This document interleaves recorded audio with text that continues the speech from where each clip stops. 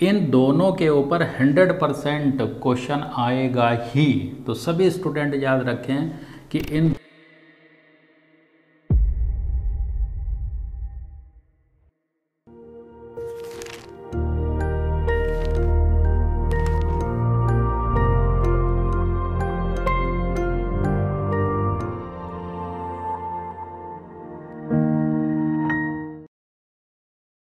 Hello students, मेरा नाम है GD त्यागी और आज की वीडियो में स्टार्ट करते हैं GOC का नेक्स्ट टॉपिक इलेक्ट्रॉनिक इफ़ेक्ट और इलेक्ट्रॉन डिस्प्लेसमेंट इफ़ेक्ट इन कोवेलेंट बॉन्ड। तो आइए देखते हैं। 4 टाइप के इफ़ेक्ट होते हैं ये: इंडक्टिव इफ़ेक्ट, मेसोमेरिक इफ़ेक्ट और resonance effect, hyper conjugation effect and electromeric effect. First 3 effect आपके परमानेंट होते हैं और लास्ट का इफ़ेक्ट टेम्परेरी इफ़ेक्ट है। इन चारों इफ़ेक्ट्स की प्रायोरिटी यदि हम काउंट करें तो सबसे ज़्यादा हम रेजोनेंस को लेंगे, then hyperconjugation, then inductive effect और लीस्ट इलेक्ट्रोमेरिक इफ़ेक्ट। इस ऑर्डर से आप बहुत सी प्रॉब्लम को ईजिली सॉल्व कर पाएंगे, जैसे acidic nature, basic nature, stability of carbocation, stability of free radicals and stability of carbanions. इस टाइप की प्रॉब्लम जो है वो इसी ऑर्डर से आप लोग बहुत इजीली सॉल्व कर लेंगे और हर साल नीट पर इसके ऊपर एक क्वेश्चन ज़रूर पूछा जाता है। तो आइए स्टार्ट करते हैं इंडक्टिव इफ़ेक्ट से। तो देखिए, inductive effect that is I effect, इसके लिए कंडीशन है सिग्मा बॉन्ड कंपलसरी। दूसरी कंडीशन, इलेक्ट्रोनेगेटिविटी का डिफरेंस होना चाहिए, मीन्स इसमें एक एलिमेंट ऐसा होना चाहिए जो हाईली इलेक्ट्रोनेगेटिव हो, जिससे वो दूसरे का इलेक्ट्रॉन अपनी तरफ खींच सके, तभी उसके ऊपर पार्शियल पॉजिटिव और पार्शियल नेगेटिव चार्ज दिखाई देगा। तो डेफिनेशन क्या है कि partial displacement of sigma electron pair towards more electronegative element, thereby creating partial positive and partial negative charges. इसको बड़ा इजीली आप ऐसे समझ सकते हैं, जैसे एक मैंने HF कंपाउंड लिया और इसमें फ्लोरीन हाईली इलेक्ट्रोनेगेटिव होता है, तो फ्लोरीन हाइड्रोजन का इलेक्ट्रॉन अपनी तरफ खींचेगा, तो हाइड्रोजन पार्शियली पॉजिटिव और फ्लोरीन पार्शियली नेगेटिव। तो इसमें ये जो पार्शियली नेगेटिव पार्ट है इसी को हम लोग डिनोट कर देते हैं -I इफ़ेक्ट से, मीन्स इलेक्ट्रॉन विड्रॉइंग ग्रुप है ये, और ये वाला पार्ट आपका बन गया +I इफ़ेक्ट। अब इसको ज़रा ऑर्गेनिक के एग्जाम्पल से लेके चलते हैं। तो ऑर्गेनिक का एग्जाम्पल में दिखाया है, this is the X highly electronegative element है ये, तो कार्बन का इलेक्ट्रॉन अपनी तरफ अट्रैक्ट करेगा, तो इस पर पार्शियली नेगेटिव और कार्बन पर पार्शियल पॉजिटिव। जैसे जैसे आप दूर होते चलेंगे X से उतना ही ये चार्ज कम होता चलता है, ये 2 पार्शियल पॉजिटिव या 3 पार्शियल पॉजिटिव। तो ये चूँकि इलेक्ट्रॉन अपनी तरफ खींच रहा है, इसलिए X जो है वो -I इफ़ेक्ट शो कर रहा है। दूसरा एग्जाम्पल हमने लिया Y लगाकर, Y less electronegative than C है, तो इस बार कार्बन ने Y का इलेक्ट्रॉन अपनी तरफ अट्रैक्ट किया, तो carbon partial negative and Y partially positive. जैसे जैसे आप Y से दूर होते चलेंगे, कार्बन के ऊपर चार्ज नेगेटिव वाला कम होता चल रहा है। इसको हमने रिप्रेजेंट किया है +I इफ़ेक्ट से। तो -I इफ़ेक्ट जो है वो इलेक्ट्रॉन विड्रॉइंग कहलाएंगे और +I इलेक्ट्रॉन रिपेलिंग कहलाएंगे। तो ये 2 एग्जाम्पल मैंने लिखे हैं। इस दोनों एग्जाम्पल में आपको ये बताना है कि कौन सा पार्ट पार्शियल नेगेटिव, कौन सा पार्शियल पॉजिटिव है। तो इसके लिए आपको देखना पड़ेगा इलेक्ट्रोनेगेटिविटी का डिफरेंस। इलेक्ट्रोनेगेटिविटी का डिफरेंस हाइब्रिड स्टेट से आप पता कर सकते हो। This carbon sp hybrid carbon triple bonded है, and this carbon benzene ring carbon sp2 hybrid carbon होता है। वी नो इलेक्ट्रोनेगेटिविटी ऑर्डर क्या है, sp greater than sp2 greater than sp3, ये इलेक्ट्रोनेगेटिविटी ऑर्डर है। तो सबसे ज़्यादा आपका इलेक्ट्रोनेगेटिव sp, तो ये वाला पार्ट आपका कहलाएगा -I इफ़ेक्ट और ये वाला पार्ट आपका बन जाएगा +I इफ़ेक्ट। तो ईज़िली आप इसको समझा सकते हैं इलेक्ट्रोनेगेटिविटी से।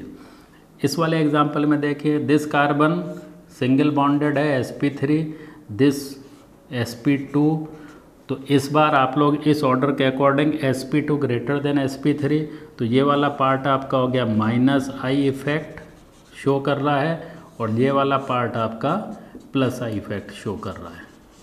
तो इस टाइप से आप लोग बता सकते हैं।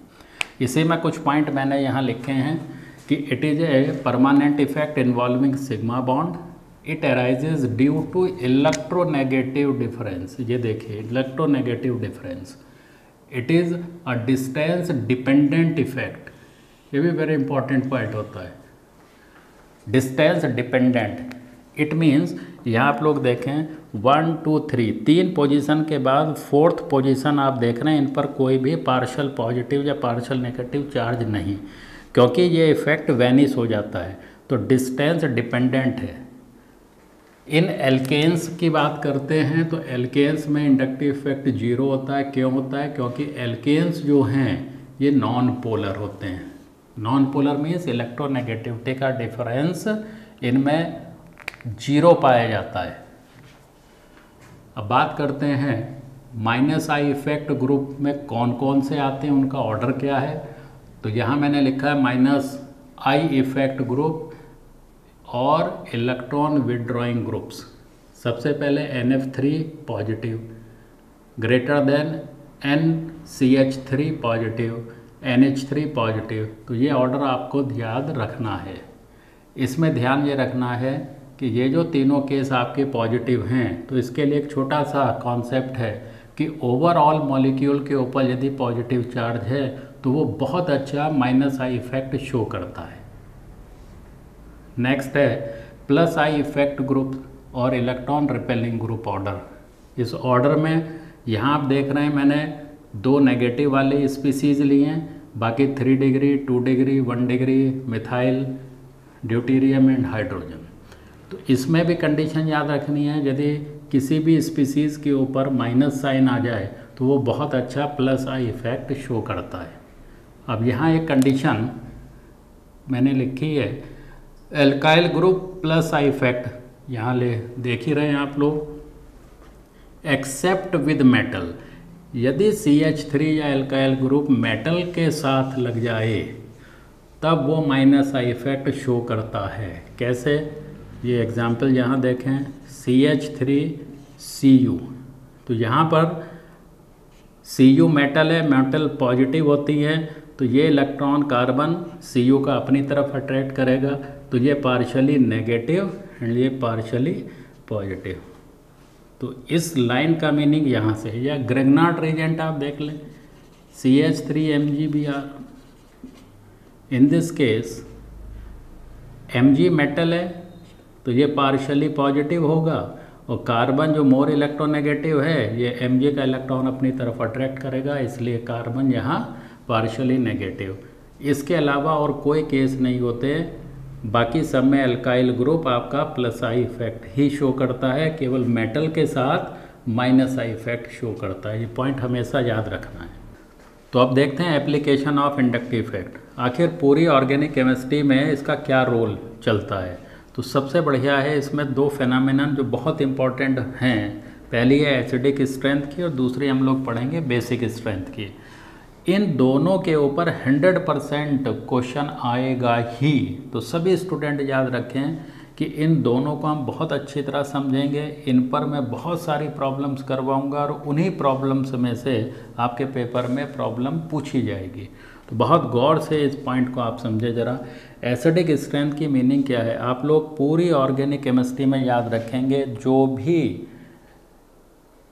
ऑर्गेनिक कंपाउंड आसानी से H+ आयन रिलीज़ कर दे, मीन्स प्रोटॉन जितनी आसानी से रिलीज़ करेगा वो उतना ही अच्छा एसिडिक इन नेचर कहलाता है। इसी को हम एक कॉन्सेप्ट से समझते हैं कि Ha है, प्रोटॉन आपका निकल गया, बना A negative that is anion. जितना स्ट्रॉन्ग आपका एनायन बनेगा उतना अच्छा वो एसिड कहलाएगा। तो इसीलिए यहाँ पॉइंट मैंने लिखा है strong acid forms stable anion. तो जितना ज़्यादा ये स्ट्रॉन्ग होगा उतना अच्छा आपका एसिड स्ट्रॉन्ग होगा। ये पॉइंट हमेशा याद रखेंगे। अब इसी के ऊपर हम लोगों ने निकाला है Ka, dissociation constant for acid. आप लोग इक्विलिब्रियम के अकॉर्डिंग देखें इसको, तो यहाँ पर प्रोडक्ट की कंसंट्रेशन अपॉन रिएक्टेंट की कंसंट्रेशन, तो यहाँ साइन मैं रिवर्सिबल लगा देता हूँ, तो ये आपका Ka आ गया। अब इस Ka के अकॉर्डिंग हमेशा याद रखेंगे जितना H प्लस आयन ज़्यादा होगा उतना Ka की वैल्यू ज़्यादा होगी। तो as H plus ion increases Ka increases, acidity increases. बहुत से ऐसे क्वेश्चंस होंगे जिसमें Ka की वैल्यू दे देते हैं और ऑर्डर पूछ लेते हैं, तो हमेशा इस फंडे को याद रखेंगे आप कि जितना Ka की वैल्यू ज़्यादा होगा उतना एसिडिक नेचर ज़्यादा होगा। इसी में एक कंडीशन और आ जाती है pKa वैल्यू, तो pKa वैल्यू हमेशा होती है minus log Ka। It means जितना pKa वैल्यू इंक्रीज होगी उतना एसिडिटी डिक्रीज होगी, क्योंकि नेगेटिव साइन है। तो इसके ऊपर भी क्वेश्चन आ जाता है, pKa वैल्यू गिवन होती है और ऑर्डर पूछ लेगा कौन सा इंक्रीजिंग या डिक्रीजिंग ये आपके एसिड्स हैं। अब इसमें सबसे पहले मैं ले रहा हूँ एल्कोहल के लिए। एल्कोहल का ऑर्डर मैंने लिखा हुआ है 1 डिग्री, यहाँ 2 डिग्री, यहाँ 3 डिग्री। तो पहली कंडीशन, जो जितनी आसानी से H प्लस आयन बाहर निकाल दे उतना अच्छा एसिडिक इन नेचर होता है। दूसरी एक कंडीशन यहाँ ध्यान रखेंगे, एल्कोहल एसिडिक क्यों?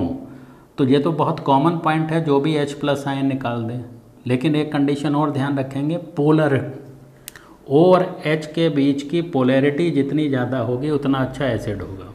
तो यहाँ पर आप देखें Me means plus I group, ये देखिए प्लस I में Me मीन्स मिथाइल मैंने लगाया है। ये क्या है? रिपेलिंग, तो ऐसे रिपेल करेगा, ये ऐसे रिपेल होगा, ये ऐसे रिपेल होगा, मीन्स इस पर पार्शली नेगेटिव 1, एक Me से पार्शली नेगेटिव। तो इन दोनों के बीच में थोड़ा सा पोलैरिटी कम हो रही है। कौन कम कर रहा है? Me group. यहाँ पर यही वर्क आपके करने 2 Me मिलकर, तो इसके ऊपर 2 पार्शल नेगेटिव, तो ये वाला फैक्टर आपका और कम पोलर हो रहा है। और थर्ड में 3 Me लग गए हैं, 3 Me आने से यहाँ 3 डेल्टा नेगेटिव, तो ये और कम पोलैरिटी कर रहा है। इसीलिए सबसे ज़्यादा स्ट्रॉन्ग कौन सा होगा या कौन सबसे जल्दी H प्लस आयन रिलीज करवा सकता है, वो है 1 degree, then 2 degree, then 3 degree. In general plus I groups decreases acidity while minus I groups increases acidity.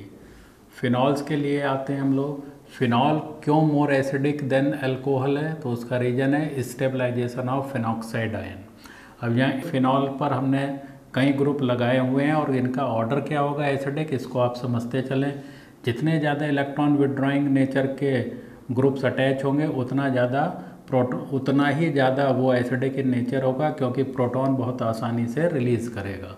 तो यहाँ पर 3 NO2 ग्रुप हैं, यहाँ पर 2 NO2 ग्रुप हैं। अब बात आती है यहाँ पर 1 1 1, ये आपका पैरा है, ये आपका ऑर्थो है, ये आपका मेटा है। आप लोग सब वेल नोन हैं कि मेटा डायरेक्टिव वेरी लेस बनता है, तो ये लीस्ट में है यहाँ। अब यहाँ पर पैरा क्यों है?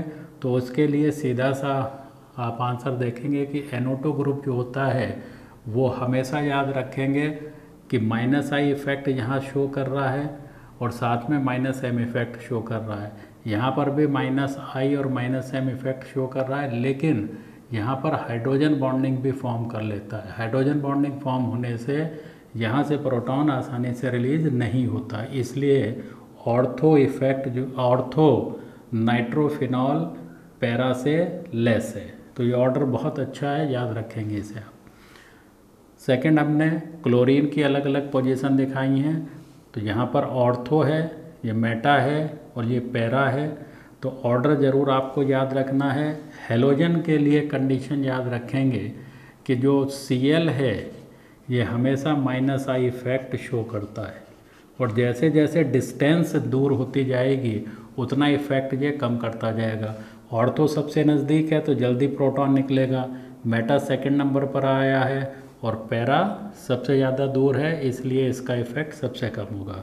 तो वेरी इंपॉर्टेंट, हमेशा याद रखेंगे कि हेलोजन के केस में हम Cl या Br जो भी होगा उसे पूरा इंक्लूड करते हैं माइनस I ग्रुप में।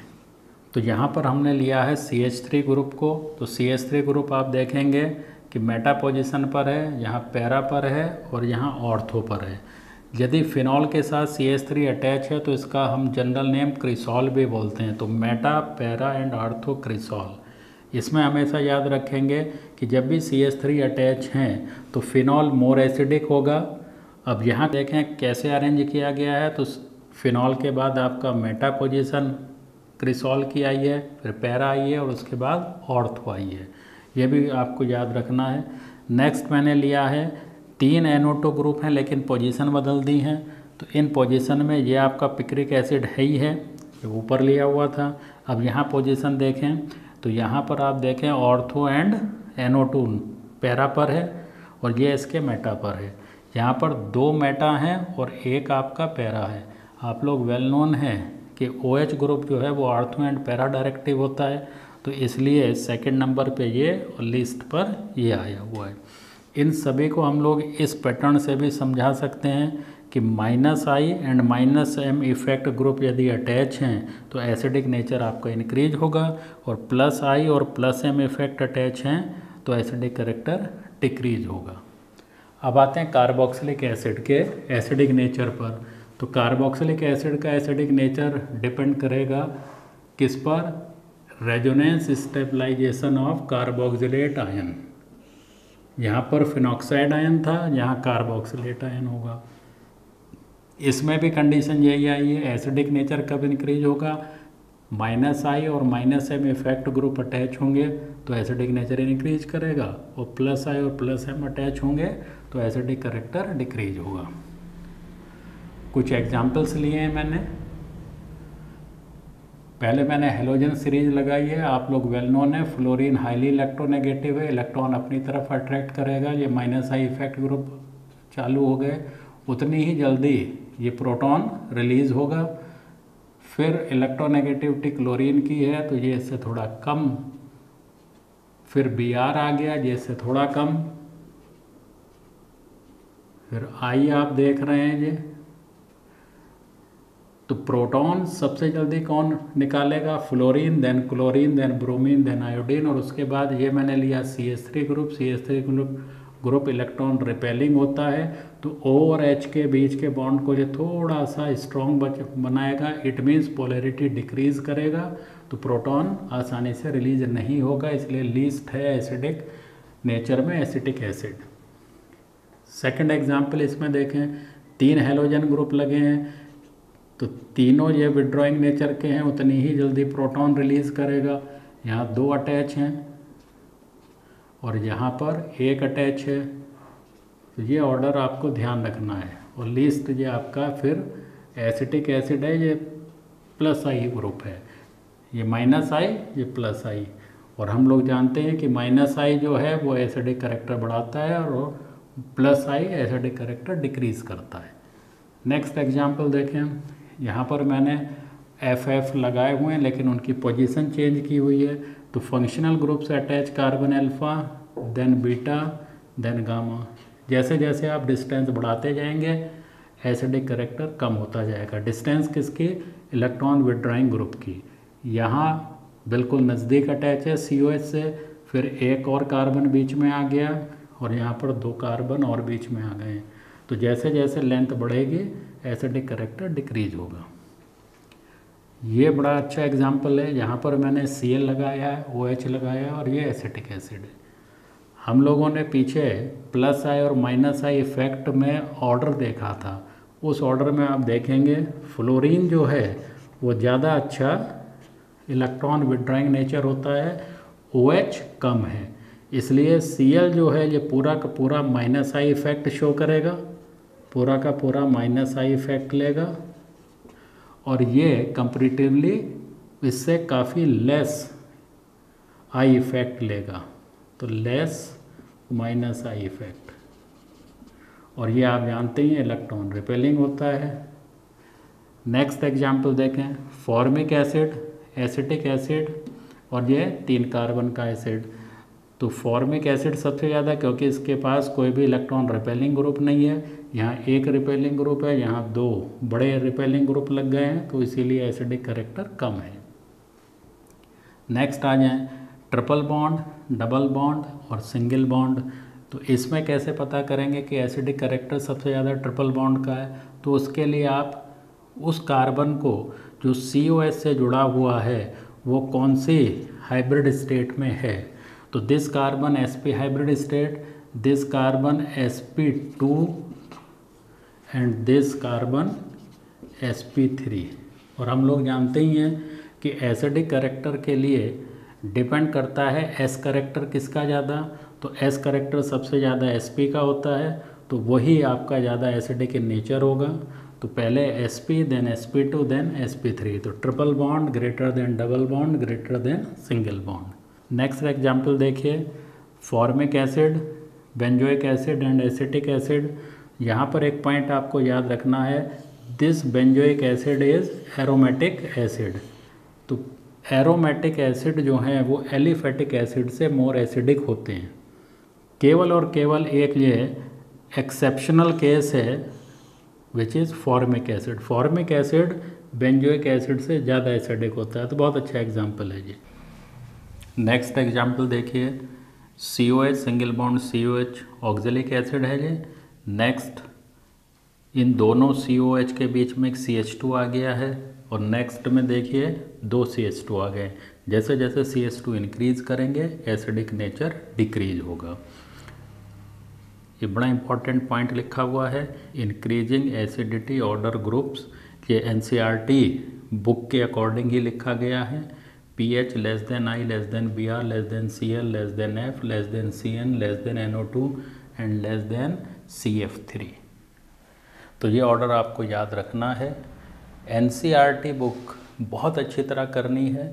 और एक पॉइंट और मैं यहाँ आप लोगों को बताना चाहूँगा कि आप लोग NCERT बुक की एक एक लाइन पढ़ेंगे for inorganic chemistry. Inorganic chemistry का एक एक क्वेश्चन आपकी NCERT से ही आता है, तो उसे बहुत अच्छी तरह रीड करेंगे। जब मैं इनऑर्गेनिक बताऊंगा तो वहाँ आप लोगों को पता भी चलेगा कि वाकई में ही सारे क्वेश्चंस NCERT के ही आते हैं। तो नेक्स्ट एग्जाम्पल लेते हैं बेंजोइक एसिड के। आइए देखते हैं, benzoic acid EWG greater than benzoic acid और बेंजोइक एसिड ERG। इसमें आप देख रहे हैं इलेक्ट्रॉन विड्रॉइंग नेचर के जितने भी ग्रुप होंगे वो मोर एसिडिक होंगे बेंजोइक एसिड से, और बेंजोइक एसिड ज़्यादा एसिटिक एसिड होगा ERG ग्रुप से। अब आते, ये तो बिल्कुल कॉमन आपका एक फार्मूला है। अब आते हैं ऑर्थो इफेक्ट में। ऑर्थो इफेक्ट याद रखिएगा, केवल और केवल आपके सिलेबस में बेंजोइक एसिड में मिलेगा और एनिलीन में मिलेगा। तो ये चीज़ स्पेशली ध्यान रखनी है आप लोगों को कि बेंजोइक एसिड और एनिलीन में ही ऑर्थो इफेक्ट आएगा। और पॉइंट बहुत आसानी से याद रखेंगे कि जो भी ऑर्थो इफेक्ट वाले बेंजोइक एसिड होंगे वो मोर एसिडिक एसिड होंगे, लेकिन एनिलीन में जस्ट रिवर्स, वो लेस बेसिक कैरेक्टर लेके चलेंगे। तो आइए देखते हैं OE इफेक्ट में। यहाँ मैंने लिखा है बेंजोइक एसिड में यदि कोई भी ग्रुप अटैच है ऑर्थो पोजीशन पर, चाहे वो EWG हो या ERG हो, वो मोर एसिडिक होगा बेंजोइक एसिड से। रीजन दो हैं, SIR and electronic effect. SIR steric inhibition of resonance, means resonance को, स्टेरिक मीन्स होता है बल्कि साइज यदि बड़ा है, और इनहिबिशन मीन्स होता है रुकावट। तो रेजोनेंस को बल्कि ग्रुप द्वारा रुकावट डालना, दिस इज SIR। और ये कहाँ पर होगा? ऑर्थो पोजीशन पर। तो इसमें होता ये है SIR। वैसे तो मैं फुल वीडियो बनाऊंगा इसकी, लेकिन यहाँ पे फटाफट आप लोगों को केवल समझाना है जिससे आप जितनी भी प्रॉब्लम है उन्हें आसानी से सॉल्व कर सकें। तो SIR में ध्यान ये रखना है कि जब भी ऑर्थो पोजीशन पर कोई बल्कि ग्रुप आ जाता है तो बल्कि ग्रुप आने से उनके बीच में रिपल्शन स्टार्ट हो जाएगा। रिपल्शन स्टार्ट होने से उस प्लेन को छोड़कर उस प्लेन से बाहर हमारा ग्रुप चला जाता है। जैसे COH है तो ये रेजोनेंस नहीं कर पाता। यदि रेजोनेंस नहीं कर पाएगा तो मोर एसिडिक इन नेचर होगा। आइए देखते हैं प्रॉब्लम्स को। फर्स्ट प्रॉब्लम में मैंने NO2 ग्रुप अटैच किए हुए हैं, ऑर्थो पर है, मेटा पर है, पैरा पर है। तो कौन सा ऑर्डर इसमें सही होगा 1 2 3 4 में? तो आंसर मैंने दिखाया second greater than fourth, greater than third, greater than first. ऐसा रीज़न क्यों है? देखें सेकंड में यहाँ पर माइनस है, -I और ऑर्थो इफेक्ट आ रहा है। नेक्स्ट वाले पे -I इफेक्ट है और लास्ट वाले पे -m और -i है। हम लोग जानते ही हैं कि -i और -m effect more acidic nature बनाता है, +i और +m लेस एसिडिक बनाता है, लेकिन ऑर्थो इफेक्ट यदि आ जाए तो और ज़्यादा एसिडिक बनाएगा। तो इसलिए second greater than fourth greater than third greater than 1। Second example देखें, इसमें सभी हेलोजन्स अटैच हैं लेकिन सेम हेलोजन है इसमें। तो हेलोजन के लिए हमेशा याद रखेंगे कि ऑलवेज -i इफेक्ट शो करते हैं, और हम लोग जानते ही हैं कि इंडक्टिव इफेक्ट जो है वो डिस्टेंस डिपेंडेंट इफेक्ट होता है, इसलिए जैसे जैसे Cl दूर होता जाएगा उसका इफेक्ट कम होता जाएगा। इसलिए order first greater than second greater than third greater than fourth. Next example लेते हैं, प्रॉब्लम्स। इसमें डिफरेंट हेलोजन अटैच किए गए हैं। इसके लिए हमेशा आपको एक पॉइंट याद रखना है कि साइज यदि इंक्रीज होगा हेलोजन का तो SiR इंक्रीज होगा, सभी ऑर्थो पर अटैच हैं। तो SiR इंक्रीज होगा, SiR इंक्रीज होगा तो एसिडिक नेचर इंक्रीज होगा। ये पॉइंट हमेशा याद रखें। तो इसमें सबसे बड़ा आई का है, तो सबसे पहले iodine, then bromine, then chlorine और लीस्ट फ्लोरीन। नेक्स्ट एग्जाम्पल लेते हैं। इसमें आप देखें तो CH3 हम लोगों ने अटैच किए हैं, पैरा पर है, ऑर्थो पर है, और ये लास्ट वाला मेटा पर है। हम लोग जानते हैं कि CH3 ग्रुप जो है वो हाइपर कॉन्जुगेशन लेता है एंड +i इफेक्ट लेता है। तो पहले वाले कंडीशन में लिखा hyper conjugation and +i effect, दूसरे वाले में hyper conjugation +i and ortho effect, और लास्ट वाले में मेटा हमेशा +i इफेक्ट ले रहा है। तो इसमें सबसे ज़्यादा सेकंड हो गया। तो ऑर्डर देखें, second greater than third greater than fourth and greater than first. तो हमेशा याद रखेंगे, क्योंकि हमें तो एसिडिक नेचर बढ़ाना है, कितनी जल्दी प्रोटॉन रिलीज होगा, इसको ध्यान में रखते हुए इन ग्रुप को आप लेके चलेंगे। नेक्स्ट प्रॉब्लम देखिए, इसमें हमने डिफरेंट पैरा पोजीशन पर ग्रुप अटैच किए हुए हैं। कुछ इलेक्ट्रॉन रिपेलिंग है, कुछ इलेक्ट्रॉन विड्रॉइंग है। तो अब आप जानते ही हैं कि -i इफेक्ट वाले हमेशा एसिडिक कैरेक्टर बढ़ाएंगे। तो इसमें कंडीशन देखते चलें। सबसे पहला है CH3, then NO2, then only benzoic acid, OCH3 and Cl। तो आप लोग वेल नोन है, जो मैंने -i इफेक्ट ऑर्डर दिखाया हुआ है, NO2 बहुत आगे है, मीन्स ग्रेटर देन Cl है, मीन्स हेलोजन्स। तो इसमें सबसे पहले आगे आपका सेकंड, देन फोर्थ। इसके बाद CH3 और OCH3 दोनों ही आपके इलेक्ट्रॉन रिपेलिंग में काउंट होते हैं, तो इसमें देन थर्ड, उसके बाद आपका बेंजोइक एसिड और लीस्ट हो गया OCH3। नेक्स्ट प्रॉब्लम देखते हैं। इसमें भी हमने अलग अलग ग्रुप अटैच किए हैं पैरा पोजीशन पर। बहुत अच्छा एग्जांपल है ये भी, NO2, CH3, COH and SO3H।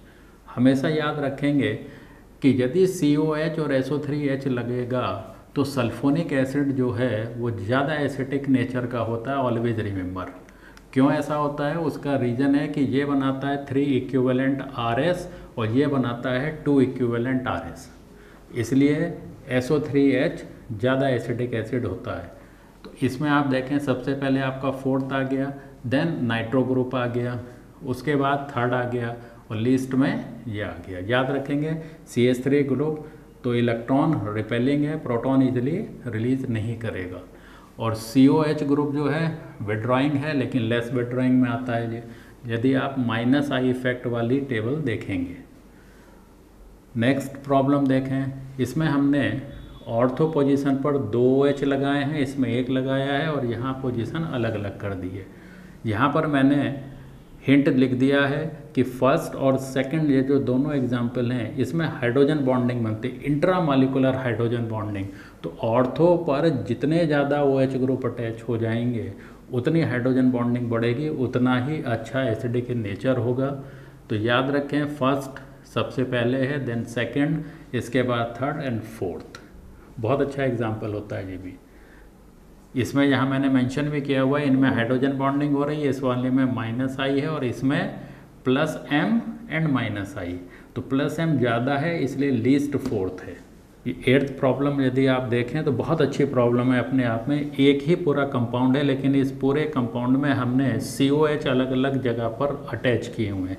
पहले में आप लोग देख रहे हैं यहाँ लगा हुआ है, दूसरे में COH यहाँ लगा हुआ है और साथ में OH है, थर्ड वाले में COH नीचे है। एक्स वाई जेड इन तीनों को डिक्रीजिंग ऑर्डर में एसिडिक नेचर में आपको बताना है।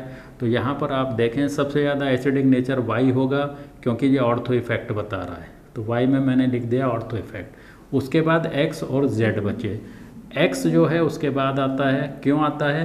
क्योंकि यहाँ COH ग्रुप की वजह से इस पर -I इफेक्ट लग जाता है, इसलिए ये सेकंड नंबर पे, और लीस्ट आपका जेड है। एसिडिक ऑर्डर के लिए एक नोट लिखा है मैंने, CH3OH that is the methanol greater than water, greater than ethyne, greater than ammonia, greater than ethene and greater than ethane. बहुत इम्पॉर्टेंट है, बहुत ज़्यादा इम्पॉर्टेंट है, यदि याद रखेंगे। इस पर क्वेश्चन कई बार पुटअप हो चुके हैं। इसमें एक चीज़ याद रखेंगे कि एक्सेप्ट मिथेनॉल, ये लाइन हमेशा याद रखेंगे, except methanol all alcohols are less acidic than water, ये स्पेशली याद रखेंगे। यदि यहाँ पर मैं C2H5OH करता तो वाटर मोर एसिडिक होता है, ये याद रखेंगे। इसकी जो pKa वैल्यू होती है जो 15.5 होती है, जबकि वाटर की यही वैल्यू 15.7 होती है pKa वैल्यू। और लास्ट वाला भी उतना ही इम्पॉर्टेंट केस है, this is the sulphonic acid, this is the carboxylic acid and this is the phenol. इन तीनों में सबसे ज़्यादा एसिडिक होता है हमारा sulphonic acid, then carboxylic acid and then phenol. आप इसमें देखें ये बनाता है 3 इक्विवेलेंट रेजोनेंस स्ट्रक्चर, ये बनाता है 2 इक्विवेलेंट रेजोनेंस स्ट्रक्चर, और ये बनाता है 5 रेजोनेंस स्ट्रक्चर। इक्विवेलेंट नहीं होते, तो सबसे ज़्यादा रेजोनेंस स्ट्रक्चर इसके हैं। होना चाहिए था हमारा फिनॉल, लेकिन होता कौन है सबसे ज़्यादा?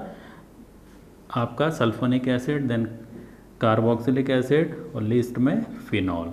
और ये डिपेंड करता है इक्विवेलेंट स्ट्रक्चर पर। इक्विवेलेंट स्ट्रक्चर में ये 3 बनाता है, ये 2 बनाता है, और ये कोई नहीं बनाता है, सब अलग अलग होते हैं। तो ये चीज़ ध्यान रखेंगे, वेरी वेरी इंपॉर्टेंट प्रॉब्लम्स। अगर इस वीडियो से सीखने को मिला हो तो वीडियो को ज़रूर लाइक करें, चैनल को सब्सक्राइब करें, क्योंकि आगे बहुत सी इंपॉर्टेंट वीडियोज़ आने वाली हैं। नोटिफिकेशन बेल ज़रूर दबाएं, जिससे नई वीडियो अपलोड होते ही आपके पास नोटिफिकेशन आ जाए।